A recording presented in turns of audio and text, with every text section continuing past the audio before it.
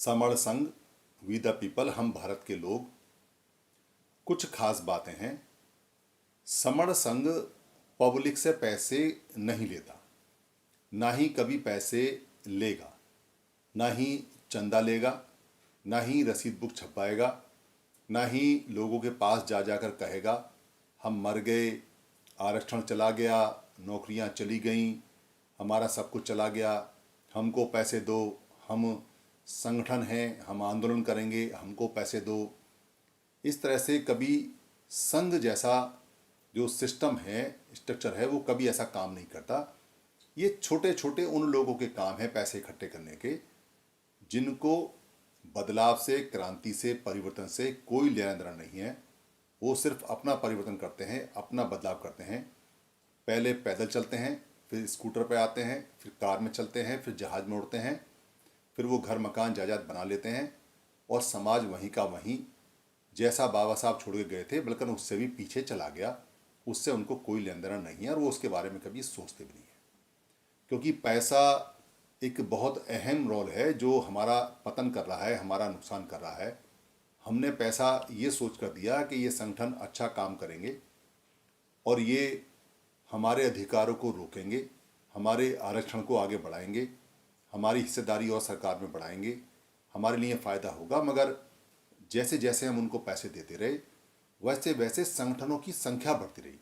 1 के 2, 2 के 4, 4 के 8, के 16, के 32, के 64, के 128, के 256, 512, 1024 और 2048, और ऐसे करते करते करते वो 29 लाख संगठन हो गए, सभी तरह के मिलाकर। और इसका कारण संगठन तोड़ने वाले नहीं हैं, इसका कारण हम लोग हैं, क्योंकि हम सभी को पैसा देते हैं। कोई संगठन जो छोटी संस्था है वो बिना पैसे के नहीं चलती। तो पैसा आता कहाँ से है? वो लोग तो कमाते नहीं हैं, ना उनके ऊपर कोई, उनके पास कोई फैक्ट्री है, ना संसाधन है। तो या तो पैसा बाहर से आता है जो हमारे नुकसान के लिए है, या जो हम पैसा उनको देते हैं उससे वो लोग बनते हैं और टूटते हैं। तो संगठनों में तोड़ने में जो पाया गया, जो रिसर्च की गई, जो पाया, वो पैसा एक अहम रोल है। और जैसे जैसे संगठन टूटते गए वैसे वैसे हम लोग टूटते गए, हमारे अधिकार चले गए। इसलिए अपने अधिकारों को बचाना है, फिर दोबारा से सब लोगों को इकट्ठा करना है। तो आज से, अभी से ही सभी को पैसा देना बंद कर दीजिए। चाहे कोई कितनी भी दलील दे, कितना भी रोए, कितना भी पीटे, कितना भी डराए, कुछ भी कहे, पैसा मत देना। पैसा तब देना जब सारे संगठन इकट्ठे होकर एक हो जाए। एक सामाजिक संगठन, एक राजनीतिक संगठन, एक धर्मिक संगठन, धर्म का संगठन, एक लड़कों का दल, बल, सेना, वॉलंटियर, शक्ति, फोर्स, जितने भी मिला के जो लड़कों का होता है, एक संगठन हो जाए। एक फाइनेंस का स्ट्रक्चर बने, एक ही संगठन हो, और एक ही एजुकेशन का स्ट्रक्चर हो। इस तरह से जब ये सारे सारे और एक ही सामाजिक हो, इस तरह से जब ये सारे स्ट्रक्चर एक हो जाए और वो सब भी एक हो बाद में, जिसको संघ बोलते हैं, तब आप पैसा देने की शुरुआत करना। फिर आपका पैसा एक ही जगह जाएगा।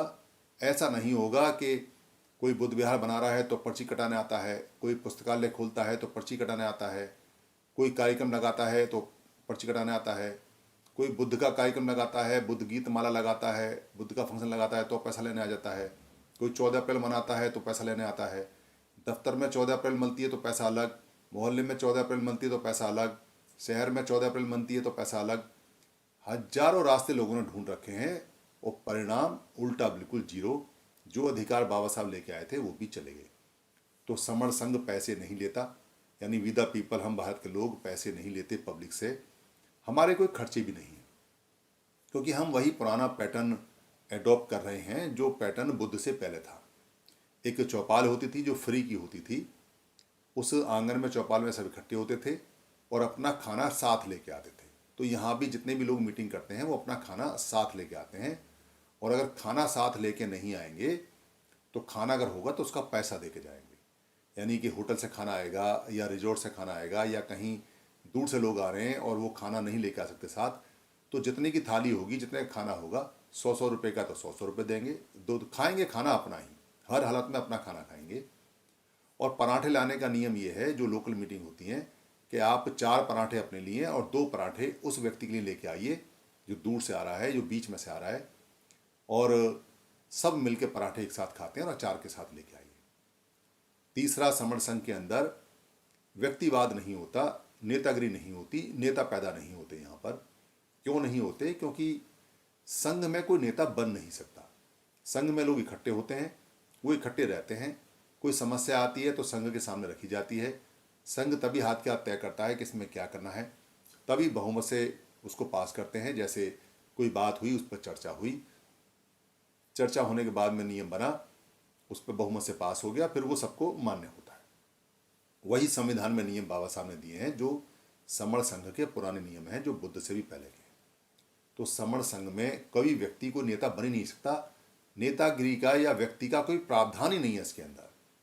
बहुत ज़्यादा ऐसा होगा कि गणपति कौन है, यानी जो समण संघ है, जो गण है, गण का मतलब लोगों का समूह है, उसका पति कौन है, तो वो थोड़े बहुत समय के लिए संघ ही उसको चुनता है, यानी गण ही उसको चुनता है, मगर उसके पास कोई पावर नहीं होती, कोई शक्ति नहीं होती। शक्ति सारी गण के अंदर ही होती है, परिषद के अंदर होती है, गण परिषद के अंदर होती है, और जो संघ है उसके पास ही रहती है। तो ये जितने भी लोग हैं, तो इसकी मेंबरशिप कैसे होती है?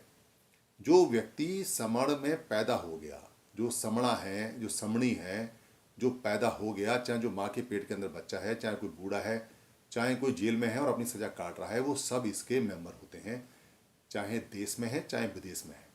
इसकी मेंबरशिप की कोई फीस नहीं है, कोई शुल्क नहीं है। दो तरह के मेंबर इसमें होते हैं। एक आम हो गए, सारे के सारे जो समण हैं वो इसके मेंबर हैं। आज के समय उनको SC ST OBC बोलते हैं, या जिन्होंने अपना मत परिवर्तन कर लिया है, जैसे कोई अलग अलग मत में चला गया है, वो समण में पैदा हुआ है, वो भी समण है। तो वो सब इसके नॉर्मल मेंबर हैं और स्वतः ही मेंबर हैं, अपने आप ही मेंबर हैं, किसी ने बनाया नहीं है, उनका राइट है, बाई बर्थ जन्म सिद्ध उनका अधिकार है कि वो समण संघ के मेंबर हैं, जन्म सिद्ध। कुछ इसके एक्टिव मेंबर हैं जो काम कर रहे हैं, मेरी तरह बहुत सारे लोग हैं, 500, 1000, 2000, 3000, गिनती बढ़ती जा रही है। अभी तो सुना है कि लगभग 10,000 से ऊपर जा चुके हैं पूरे देश में और बाहर। तो उनमें से कुछ जो ज़्यादा काम कर रहे हैं उनको स्पोक बोला जाता है। स्पोक मतलब वक्ता, प्रवक्ता, जो महापुरुषों ने बात कही है उस बात को बताने वाले वक्ता लोग। बहुत सारे ऐसे लोग हैं। तो उनको कोई अलग से पावर नहीं है, उनके पास अलग से कुछ नहीं, बस वो इकट्ठे होते हैं, लोगों को इकट्ठा करते हैं, बात को आगे बढ़ाते हैं, मगर निर्णय सारे सामूहिक होते हैं, संघ में ही होते हैं। तो ये जो संघ है, समण संघ है, ये समण संघ क्या करेगा? ये समण संघ सब लोगों को जब इसमें इकट्ठा हो रहे हैं, इकट्ठा होते हैं, तो ये अपना काम खुद करता है, यानी इसको कोई नियम थोप नहीं सकता। जैसे 26 दिसंबर को डॉक्टर्स की मीटिंग है, 26 दिसंबर 2021 को लखनऊ के अंदर। तो वहाँ सारे डॉक्टर्स बैठेंगे और वो सारे डॉक्टर्स समण संघ के बच्चों का, बूढ़े लोगों का, जवान लोगों का स्वास्थ्य के अंदर कैसे फ़ायदा पहुँचा सकते हैं, इस पर बात करेंगे। और वो समण संघ के डॉक्टर अपने नेता खुद होंगे, उनके ऊपर कोई नेता नहीं होगा। डॉक्टरों का नेता कोई और नहीं हो सकता, डॉक्टर खुद अपने नेता होंगे। वो खुद निर्णय लेने के लिए काबिल हैं, पढ़े लिखे समझदार हैं, वो खुद निर्णय लेंगे जो समण संघ के फेवर में होगा। हिस्सा और पार्ट वो समण संघ के ही रहेंगे, यानी रहेंगे परिवार के अंदर ही, मगर अपना फैसला खुद करेंगे। ये इसका नियम है। ये समण संघ की स्थापना किसने की? दरअसल समण संघ वी द पीपल की स्थापना भारत के जो समण लोग हैं उन्होंने की है। बुद्ध से भी पहले जो लोग थे उन्होंने की है, क्योंकि जो वैशाली के अंदर जो वज्जी लोग थे, एक बार बुद्ध कहते हैं कि वैशाली के वज्जी लोग सन्निपात बाहुल करते हैं, यानी सम्मेलन करते हैं, जिसको शनिचर्या, शनिवार को बोलते हैं। वो सन्निपात बाहुल करते हैं, पुराना, यानी एक साथ बैठते हैं, एक साथ निर्णय करते हैं, उस निर्णय पर चलते हैं, इसलिए उनको कोई हरा नहीं सकता, ऐसा वो बताते हैं। और खुद जो बुद्ध थे, उनके जो शाक्य, जो उनका कबीला था, शाक्य कबीला, वहाँ पर एक बार जब वहाँ गण परिषद हुई, वहाँ संघ बैठा, तो संघ में निर्णय हुआ कि कोलियोन हमारा हिस्से का पानी ले लिए जाते हैं, तो उस पानी के पीछे झगड़ा करना चाहिए, हमको युद्ध लड़ना चाहिए, उनसे लड़ना चाहिए। तो सिद्धार्थ गौतम, चूँकि उस समय तक बुद्ध नहीं बने थे, नौजवान थे, उन्होंने मना कर दिया कि मैं युद्ध नहीं लड़ूंगा। तो ये युद्ध नहीं लड़ने का जो निर्णय था, ये संघ के खिलाफ था, क्योंकि संघ ने एक निर्णय लिया तो उस पर चलना था। तो बाकायदा उनको सजा हुई, 3 प्रकार की उनको सजा हुई, जिसमें से एक सजा उन्होंने चुनी, उस शाक्य वंश को, उस नगर को, उस कपिलवस्तु को छोड़ने का, छोड़ दिया और वो घर से चले गए। तो संघ से बड़ा कोई नहीं होता। यहाँ तक कि शुद्धोधन के पास सबसे ज़्यादा खेत थे, वो भी संघ से बड़े नहीं थे। तो संघ से बड़ा कोई नहीं हो सकता। तो संघ में बहुत सारे लोग आते हैं जाते हैं, अभी सीख रहे हैं क्योंकि पुराना सिस्टम है, भूल गए लोग। वैसे तो पूरी दुनिया ने अडॉप्ट कर रखा है, पूरी दुनिया ने इसको लागू कर रखा है। जिन जिन लोगों ने अपने संघ बना रखे हैं वो बड़े सुखी हैं, उनके कोई एट्रोसिटीज़ नहीं होती, उनके ना कोई बाल काटता, ना उनकी कोई मूछ काटता, ना कोई ना कुर्सी से भगाता है, ना कोई गाली देता है, ना उनके बच्चों के साथ बलात्कार होते हैं, ना उनकी हत्याएं होती हैं, ना कोई उन्हें उत्पीड़न देता है। कहीं उनका कुछ नहीं होता क्योंकि वो सब इकट्ठे हैं, संघ में हैं। ये जो सवर्ण जो लोग हैं जिनका असली में संघ था, जो संघ के दावेदार थे, वही बिखरे हुए लोग हैं, इसलिए उनके साथ एट्रोसिटीज होती हैं। जब बहुत तेजी से वो संघ में आ जाएंगे तो ये एट्रोसिटीज होनी बंद हो जाएंगी। तो समण संघ कभी पॉलिटिक्स में नहीं जाता। यानी जो समण है, उस समय भी राजा अलग होता था। जो पसंजीत राजा है वो अलग राजा था, जो कौशल नरेश था, और जो शाक्य लोग थे उसके कौशल राज्य के अंदर आते थे। पर उनकी अपनी गण परिषद अलग थी, जहाँ वो अपना नियम चलाते थे। इसलिए राजा के नियम वहाँ लागू नहीं होते थे। गण परिषद में राजा के नियम नहीं, राजा का क्षेत्र जरूर था, मगर नियम उनके खुद के चलते थे उनके जीवन यापन में। तो वो राजा को कह सकते थे कि राजा हमारा ये नियम ऐसा है, ये नियम ऐसा है। ठीक वैसे ही जो समर संघ है वो कभी जीवन में पॉलिटिकल पार्टी या पॉलिटिक्स में नहीं जाएगा। मगर ऐसा नहीं है कि पॉलिटिक्स लोग समर संघ के हिस्सा नहीं है, क्योंकि जो पैदा हुआ है वो तो इसका हिस्सा है। तो समर संघ ये कहता है कि सारी पॉलिटिकल पार्टियां इकट्ठी होकर आएँ और समाज का समर संघ का लाभ करें और बैलेट पेपर लेकर आएँ आज की स्थिति के अनुसार, ऐसा समर संघ कहता है। मगर समर संघ किसी को पॉलिटिकली अप्रोच नहीं करता, किसी एक के साथ नहीं खड़ा हो सकता, क्योंकि संघ बहुत बड़ा होता है और संघ में सारी की सारी पार्टियां आती हैं, जो समणों की पार्टी हैं वो सब आती हैं। इसलिए वो अपनी पार्टियों में भेदभाव नहीं कर सकता, मगर सबसे ये कहेगा कि आप इकट्ठे होकर आइए। अभी संघ दोबारा से बन चुका है, थोड़ा छोटा है। जब ये बड़ा हो जाएगा और बहुत बड़ा हो जाएगा, सारी पार्टियां तो ऑटोमेटिक इसमें आएंगी ही, सब लोग इसमें आएंगे। तब जैसा लोग निर्णय करेंगे वैसा सबको मानना पड़ेगा। यही संघ का सिद्धांत है और यही संघ की परिकल्पना है और यही संघ का नियम है। तो संघ से फायदा क्या है? संघ से फायदा है कि जो संघ में रहता है, इकट्ठा रहता है, उसको सुरक्षा मिलती है। कैसे मिलती है? जैसे 2 करोड़ सिख संघ में रहते हैं, तो कनाडा में जो उनके लोग हैं, बहुत थोड़े से लोग वहाँ रहते हैं, मगर वहाँ उनके साथ कुछ और होता है तो वो पंजाब के अंदर प्रोटेस्ट करते हैं और गवर्नमेंट को वो बात माननी पड़ती है और गवर्नमेंट फिर कनाडा से बात करती है और कनाडा में फिर उस आदमी का समाधान हो जाता है। ऐसे ही जब संघ में सारे लोग आ जाएंगे तो संघ में किसी के साथ कुछ होता है तो संघ उसको देखेगा कि ये क्या हुआ है क्या नहीं हुआ है। वो गवर्नमेंट से कहेगा कि इस व्यक्ति के साथ ये हुआ है, गवर्नमेंट को वो बात माननी पड़ेगी और गवर्नमेंट आपका वो काम करेगी, अगर आप संघ में हैं तो। और आप अगर असंघ में हैं, बिखरे हुए हैं, तो कोई बात नहीं मानता, क्योंकि जंगल का ये सिद्धांत है कि जो जानवर अकेले अकेले रहता है, अकेले भटकता है, उसका शिकार हो जाता है, वो मारा जाता है। जो झुंड में रहते हैं वो बच जाते हैं, चाहे वो मधुमक्खियाँ झुंड में रहती हैं वो बच जाती हैं, चाहे भेड़ें हैं, चाहे बकरियां हैं, चाहे हिरन हैं, चाहे घोड़े हैं, चाहे ऊँट हैं, और यहाँ तक कि शेर भी ताकतवर है, वो भी झुंड में रहता है, इकट्ठा रहता है संग में, तभी बचता है। अगर अकेला शेर कहीं फंस जाए तो गीदड़ों का और कुत्तों का झुंड उसका शिकार कर लेते हैं। अकेले ऐसे बहुत सारे केस आपने यूट्यूब पर देखे होंगे कि जब शेर अकेला हो तो कुत्ते उसके ऊपर चिल्ला पड़ते हैं, भेड़िए उसको नोच लेते हैं। इसलिए ताकतवर लोग भी संघ में रहते हैं और हम तो पैदाइशी संघी हैं, क्योंकि हमारा तो संघं शरणं गच्छामि हमारा ही है। बुद्ध ने हमारा संघं शरणं गच्छामि पूरा नियम बना के दिया है, जिसको विनय पिटक के नियम बोलते हैं। और ये वी द पीपल समर संघ उन्हीं विनय पिटक के नियम और जो संविधान के नियम है उन्हीं से चलता है। यहाँ जिंदगी में कभी भी व्यक्तिवाद नहीं होगा, ना ही यहाँ कोई व्यक्ति आगे बढ़ेगा। जब भी कभी आपको ऐसा लगे कि यहाँ व्यक्तिवाद आगे है, या ये पब्लिक से पैसा इकट्ठे कर रहा है, या यहाँ मेंबरशिप ऊपर नहीं है, सबको ये साथ लेकर नहीं चलता है, आप कह सकते हैं कि अब ये समर संघ नहीं है, संगठन है।